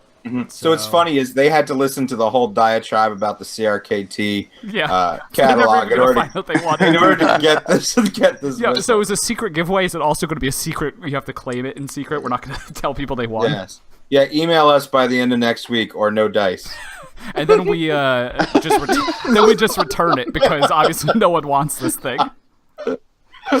No one wants this thing. That is the worst turnout for giveaway because everyone's Instagrams are just flooded with these fucking giveaways, and then we do one and no one wants it. You know what's weird? What's weird is I had a bunch of people text me, was like, "Dude, I want a Kaiser rape whistle," and I was like, "Dude, write an email. You'll probably win." They didn't want it that bad, and no one wrote us an email. Yeah. Yo, they clearly didn't want that bad. All honesty, though, it was going to be hard to top that first email anyway. Yeah, I mean, it is people true. Had written something that was solid. I read that one first, and I thought to myself, "Holy shit, this is going to be an amazing giveaway." It is like this is going to be tough. We're going to have to throw more stuff in for like a second and third place. They're all like this. Yeah, that was pretty good. Strongly worded, and that was the peak of the emails too. Yeah, and then they ended. But anyway, congratulations, Joe. You get the whistle. I'm really happy for Joe. All right, you want to do Wingding of the Week? Sure. All right. Sure. Wingding of the Week for episode. Is this 11? Oh, yeah. So we are firmly in double digits now. Mm-hmm. Goes to everyone's favorite Kickstarter fraud, Paulo Balzano. And I'm sure everyone knows about the Kickstarter thing, but that is not even what this is about. What it is about is his update that he shared on September 29th about the progress of the Mars Kickstarter, in which he collected $29,687 from 70 people to make this knife. And this was, I think, in July of last year, so naturally people have gotten a little suspicious. And he posted a update on the 29th of September 2017, because these have still not been delivered. I don't really understand how you could be this arrogant when you are the person sitting on $30,000 worth of people's money and have not delivered a single knife. So my favorite part is him passively aggressively answering these questions. Like, question, can I get a refund? No, but you can sell the knife on the secondary market after you receive it and probably make almost double what you paid for it here, or I'll put you in contact with one of the 65 people who have contacted me asking to buy one since the campaign ended. Classy. But is he really, like, talking about the aftermarket value of his own knives? Yeah. Yes. Yeah. Yep. Question 2. Did you run off to Mexico with our money? Answer, yes. Even though my Instagram cleverly makes it appear as if Vossoffer and I moved our shop from Orange to Los Angeles and are making progress on both campaigns. The reason they moved is because they were evicted from their previous shop because Paulo was living there. Wow. I remember that. That is story. on Blade Forums. It is great. That is not even slander because that is 100% true, and you can look up the court records. Do you have a substance abuse problem? Yes, nicotine. I've also come to terms with the possibility that I may be a sex addict, winky face. Oh my god, this guy is Class. such a shit face. Oh, get ready. God. You ready for the encore? He's coming at you with this one. One Oh, last man. thing, to the vast majority of backers who remain supportive, I am forever grateful, and if time permits, I'm going to put something extra in your package as a token of sincere appreciation. On the other hand, for backers who find it necessary to post comments filled with negative bullshit or who send me rude direct messages over Instagram like update, ? Or what the fuck is taking so long, will be put to the back of the line and their knives will go out last. Wow. He's punishing people for asking why their knives haven't been delivered after a year. Wow. No one, I think, has ever deserved Wingding of the Week more than this. But can we give him something like Wingding of the Century? Something bigger than a week? Doesn't have to be a unit of measurement of time. God, This guy is just awful. yeah. I feel bad for these people that gave him money. Yo, it's crazy. Yeah, but come on, you're a schmuck if you do. You are kind of a schmuck. It's because Instagram and like YouTube has opened shit up to preying on the casuals. Like, people can just keep this shit going. Like, the Reddit, the Knife Club Reddit, like, Will Moon is out there and cooking now, and, you know, he's been kicked off of every forum. But he's I know, depressed. see a lot of moons popping up on here and Reddit, there, and yeah. I was like, no, not on Reddit. I mean, like, you know, pictures or just Yeah, because probably people that are also on the Reddit. Yeah, but I'm not. I'm just saying I see it on Blade Forums and Instagram, and I'm like, how is he making new knives? I just figured that they had executed the guy. Yeah, I mean, But he's still out there somewhere. He's been kicked out of every forum everywhere, but now he's sort of making a home for himself on Reddit. I mean, just this is what happens. You got to go through, like, the knife community is small enough that people that have done things like this, like Balzano has done, and, you know, other people have done similar things, like, how can you let them cook on a different platform? Like, it's a small enough community that you can get the information out there, but, you know, this shit happens. Ugh. I can't believe the like making fun of your own backers. It's so funny because like, could you imagine if we got paid for doing this and we took as long as we do to make an episode? Right? Yeah, like we're making $0. We lose money. Let's just put that out there. There is literally no money being made. Yeah, we get negative dollars from this podcast. That's why I was actually disgusted when someone emailed us and said, "You know what? You guys should give away Blade HQ gift cards." It's like, dude. First off, maybe I should be flattered that you think we have the ability to do that. Yeah, we are not sponsor friendly. There's nothing. We get nothing. This is just purely out of the goodness of our, or actually the hatred from our hearts. I don't really know. This episode certainly was fueled by that. Yeah, this is definitely fueled by hate. I've been beaten down by home purchasing. So we ain't giving you shit. Besides, Kaiser whistled that only 2 people wanted it to begin with. So, and one of them was like a mercy. A mercy entry. Yeah, it was like a pity entry, and he didn't even win. Yeah. Sorry, Luke. Sorry, Luke. We love you, buddy. We'll give you something else. Yeah. All right. Well, I had a whole bunch of stuff to say, but I feel like we did good enough. I said it in another way. Jay, just upload rambling vlogs to the YouTube channel because the best way to get subscribers is vlogs. I need a. Can you loop as we're closing out? Can you loop Jake doing the elevator music in the back? That should just be our intro and outro music because it's definitely not copyrighted. That's true.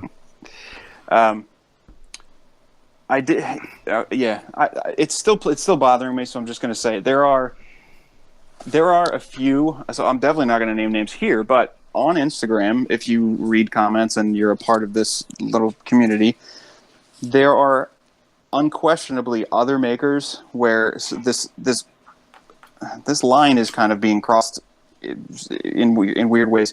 So Balzano in particular is a great example of this, where there's all this evidence and he's our Wingding of the week and etc. But you may see like respectable knife makers buddy and or sticking up for him.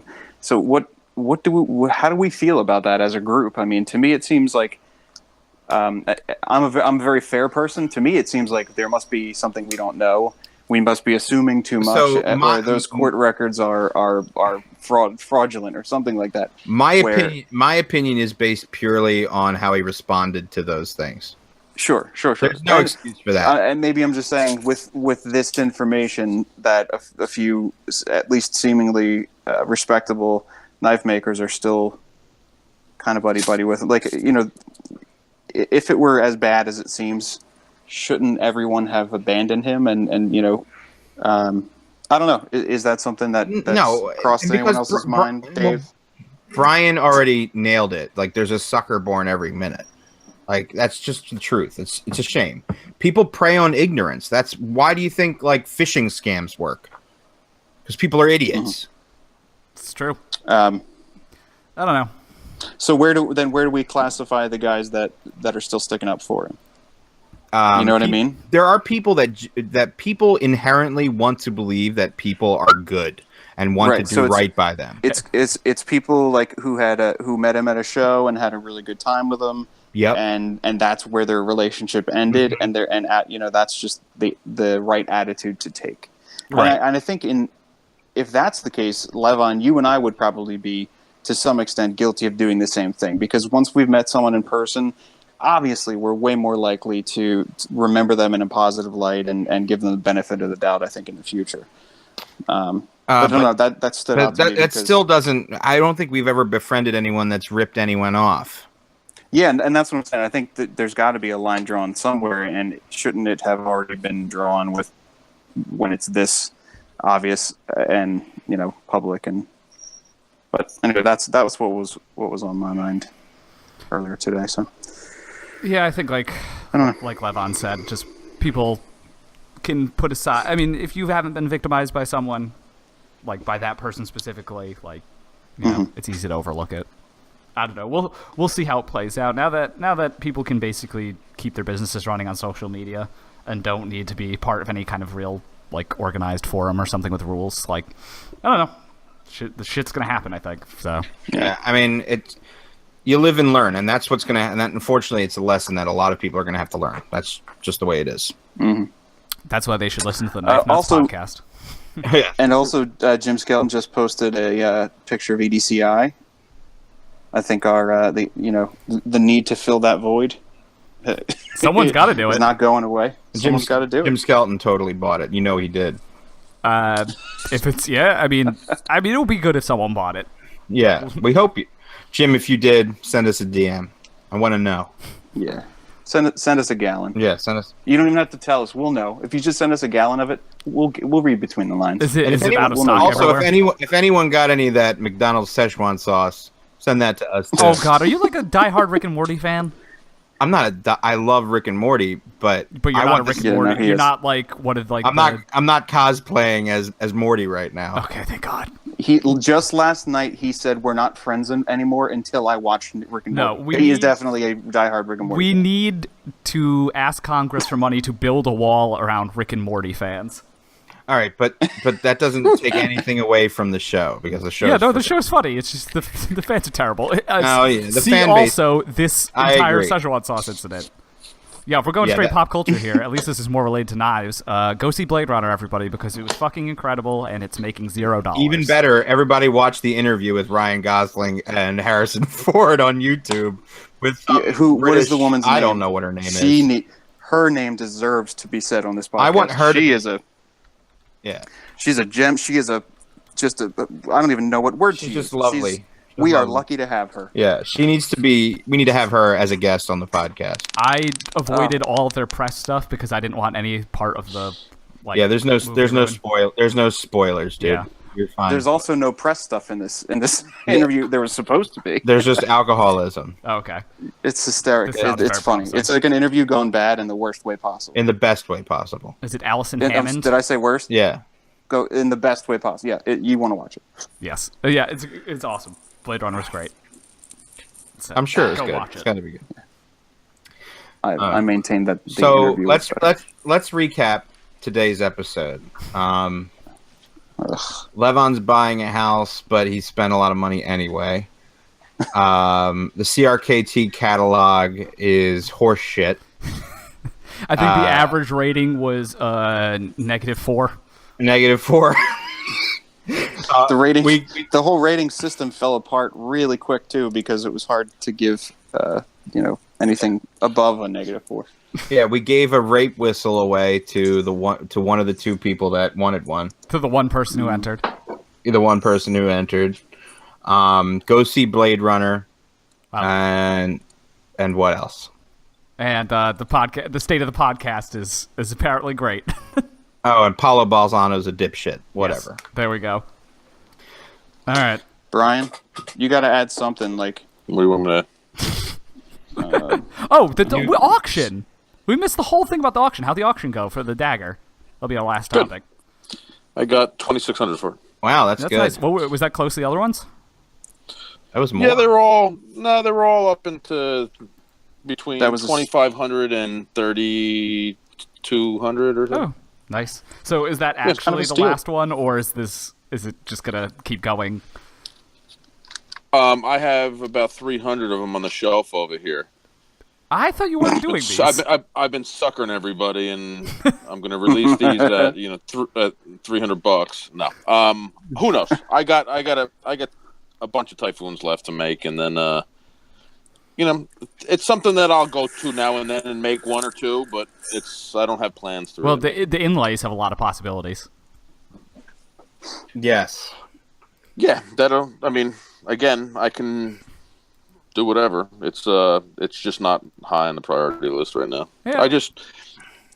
I talked about it before. I don't, at $2,600, yes, they're worth making. At $1,500, $1,600, they're barely worth me. Yeah, so you kind of got to wait. Mm-hmm. Oh well. I mean, I like it. I'm curious to see what else you inlay, because there's definitely room on that handle.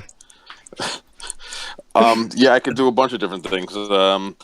This one I actually let the inlay stick up a little bit. Oh yeah. To give it like a different Some feel, room. and it felt different in hand. But it seems like most people like to have an inlay, seamless. Yeah. Yeah, so that's probably what I'll do. Hey, someone bought it, so clearly not everyone. Did the same guy buy it, or son of a Critch got one? So did he really? Yeah, he finally got one. Oh, so he's basically got every good knife you make. The jealousy is strong. Buying them up, but this is his first one from me, I think. Wow. Oh well. Yeah, that's why someone offered me a mini Typhoon that was very similar to like one I would want from you, but I was like, I think I need to give Brian money finally. It's funny because I don't even know what the fuck I was saying. Because you're wrecked. It's funny because it's funny because it was littering and yeah, I can't even think. Damn, he has an incredible collection of your knives. He has basically all of the most incredible knives you've made.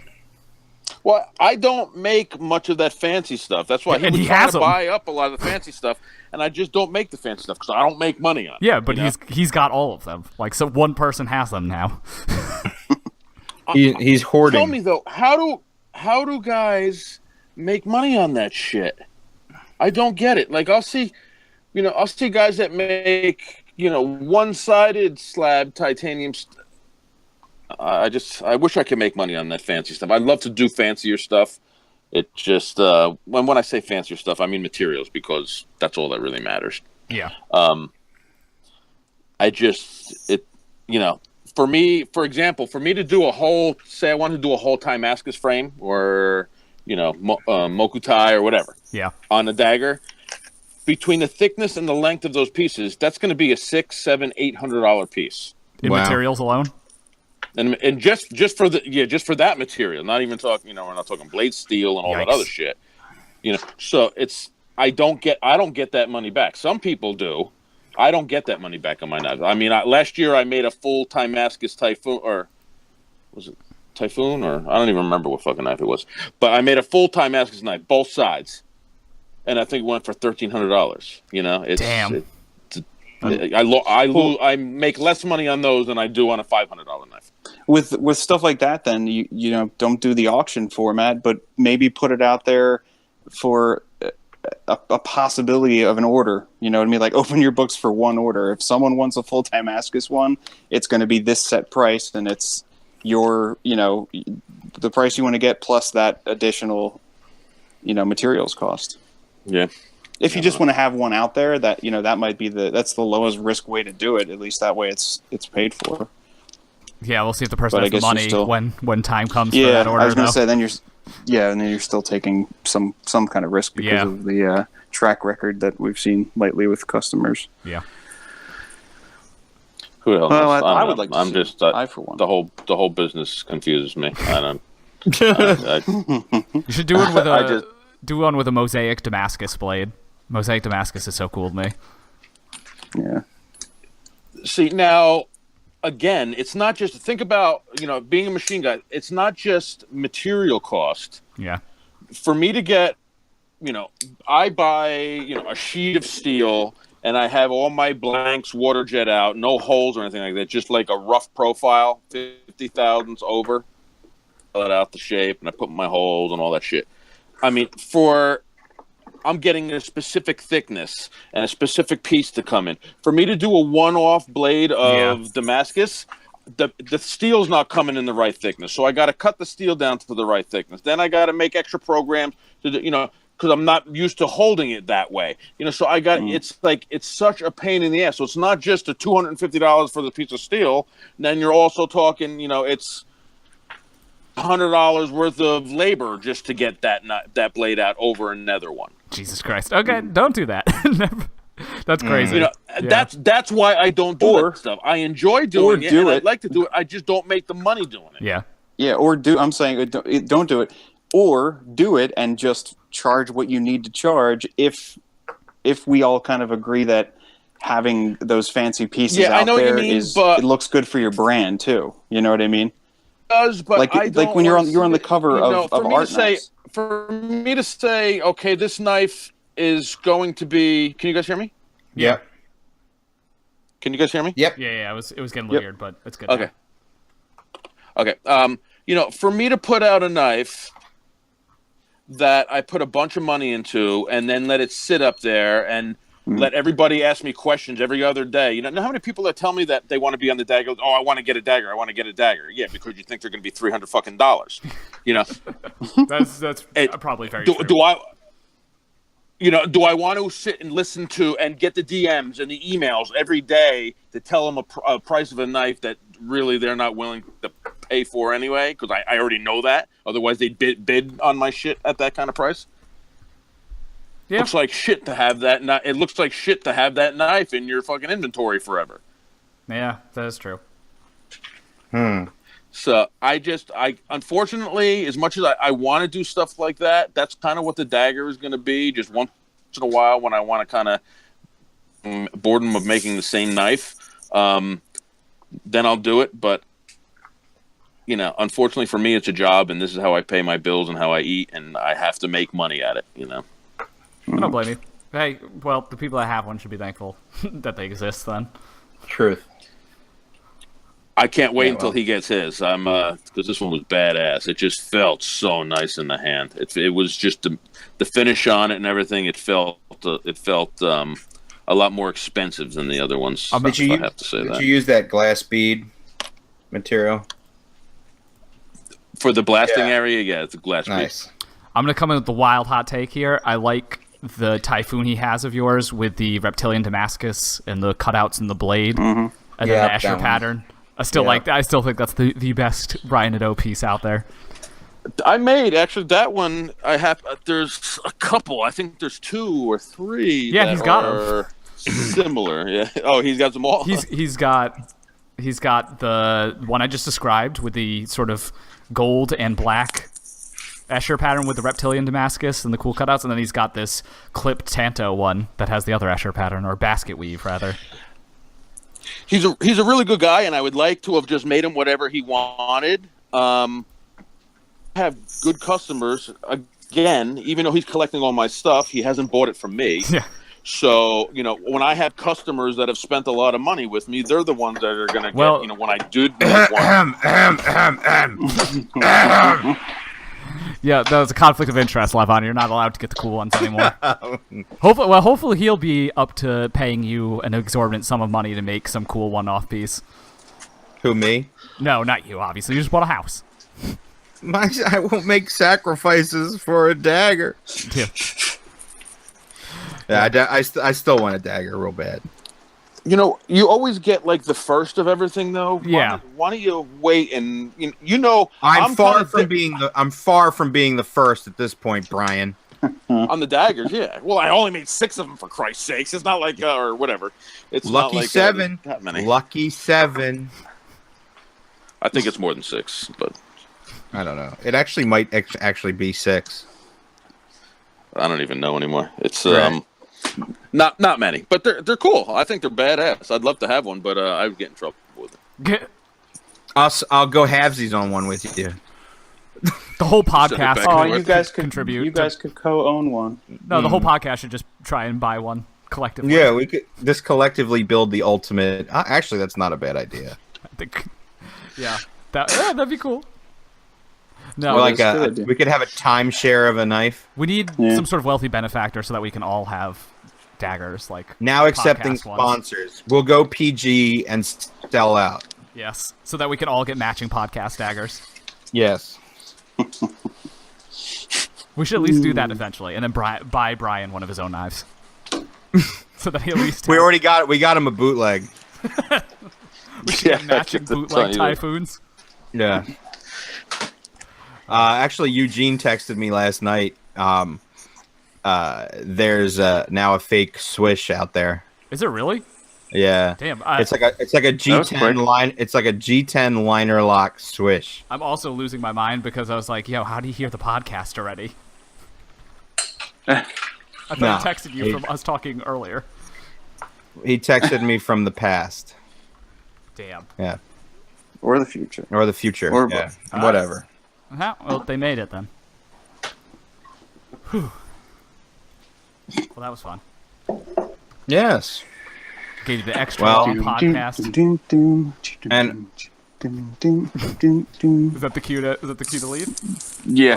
But we're not saying anything useful anymore. Yeah. No, that's it. We're good. Cut out most of this at the end and All right. loop him doing that thing, and then we'll do a little outro. All right. Let's do the outro. All right. Thank you for joining us again for another episode. That was terrible. Yeah. Why you give that one another shot? That sounded very sultry. Why don't you give that one another Was this try? like softcore porn that's on television late at night or something? Because that's the voice you did. Yeah. Agrant. Yeah. Well, guess what? That's gonna get edited out because luckily I am the editor and you're not. Yes, it's true. All right, everybody. Thank you for joining us again. We'll be back in, I don't know, 2 to 3 weeks. Let's promise. Let's not even say 2. I should be settled in. I got like a week to get everything, buy furniture, move in, do all that good stuff, and then we should be able to keep it pretty regular here. Well, that might be right around the time that we go to the New York show. When's the New York show? Like second weekend of second week of November. Of November, yeah. Yeah, this podcast needs some activity because it is not very regular. Yeah, so subscribe to us on YouTube. We currently have it under Knife Nuts Extras. I mean, there's not much stuff on there except Jake and I eating hot sauce. And we plan on adding a lot of more stuff on there. I'm Visit sure, our I'm website. sure at the show it'll get a lot more. Go to knifenuts.net for some of the notes on today's. If you want to follow along in our CRKT, what would you call that? Catalog rundown. And obviously, feel free to reach out to us at knifenutspodcast@gmail.com and get in touch with me on Instagram. You know me, I'm at Metal Levon. Dave _Misanthropia on Instagram, Misanthropia everywhere else. I'm still Whiskey Pickle Jake, but I'm taking votes for Knife Nuts Jake. Ooh. 11 episodes in, these votes have been coming in. No, I just decided to start taking votes for a name change. And I'm Sharp by Design. Get me there on Instagram. See ya. Good night, everybody. Thanks a lot. Good night. Later. Thanks. Bye-bye.